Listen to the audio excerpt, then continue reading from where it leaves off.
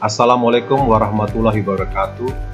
Om Swastiastu, Namo Buddhaya, salam sejahtera, salam kebajikan bagi kita semua.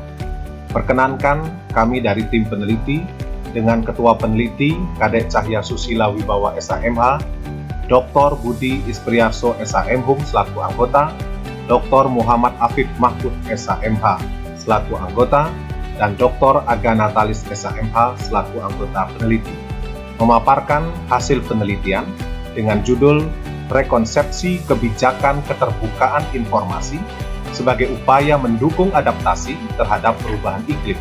Studi banding perbandingan Indonesia dan Korea Selatan, di mana penelitian ini didanai dengan skema penelitian dasar, penelitian fundamental, Direktorat Riset Teknologi dan Pengabdian kepada Masyarakat tahun 2024.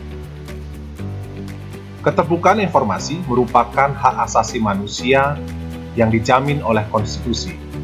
Keterbukaan informasi bertujuan untuk menjamin akses bagi masyarakat terhadap kebijakan dan rencana kerja pemerintah, termasuk salah satunya adalah upaya mitigasi perubahan iklim. Perubahan iklim merupakan isu global yang membutuhkan komitmen dari semua negara, termasuk Indonesia dan Korea Selatan sebagai negara yang telah meratifikasi Paris Agreement. Salah satu komitmen atau kewajiban dari kesepakatan Paris Agreement tersebut adalah menyampaikan rencana aksi atau dokumen NDC tersebut sebagai strategi mitigasi perubahan iklim. Dan survei menunjukkan rendahnya pemahaman Indonesia, masyarakat Indonesia, terkait perubahan iklim dan dokumen tersebut dalam melakukan mitigasi terhadap perubahan iklim. Tujuan penelitian ini adalah yang pertama, menjelaskan bahwa rencana aksi dokumen NDC Indonesia dan Korea Selatan sebagai informasi publik. Kemudian yang kedua, mendeskripsikan korelasi keterbukaan informasi publik terhadap optimalisasi tujuan rencana aksi, baik Indonesia maupun Korea Selatan terhadap perubahan iklim. Dan yang ketiga, melakukan rekonsepsi terhadap rencana aksi tersebut, khususnya di Indonesia sebagai sebuah informasi publik.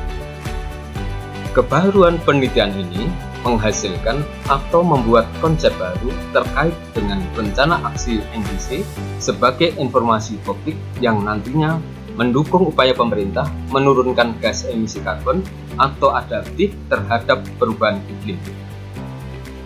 Untuk menjawab permasalahan yang telah dirumuskan tersebut, maka penelitian ini didasarkan pada penelitian kualitatif dengan mengkombinasikan jenis penelitian hukum doktrinal dan penelitian hukum non-doktrinal.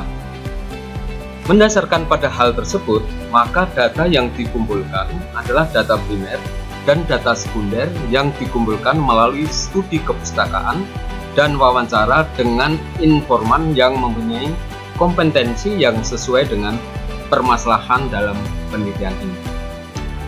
Adapun roadmap penelitian ini, tahun 2024 menganalisis mengenai kondisi existing dokumen NDC Indonesia Korea Selatan. Dilanjutkan tahun 2025 menganalisis kondisi existing dokumen NDC Indonesia Jepang. Dilanjutkan dengan tahun 2026 menganalisis mengenai kondisi existing dokumen NDC Indonesia dan Cina. Tahun 2027 dibentuklah konsep baru terkait informasi publik yang merupakan dokumen NDC Indonesia. Di tahun 2028 terbentuk konstruksi baru politik hukum keterbukaan informasi dokumen NDC. Guna menganalisis permasalahan dalam penelitian ini, adapun kajian pustaka adalah: pertama, konsep negara hukum dalam perspektif supremasi hukum. Kedua, pemenuhan hak atas informasi publik sebagai bagian dari upaya pemenuhan hak asasi manusia. Ketiga, politik kebijakan Indonesia terkait perubahan iklim dan pembangunan berkelanjutan.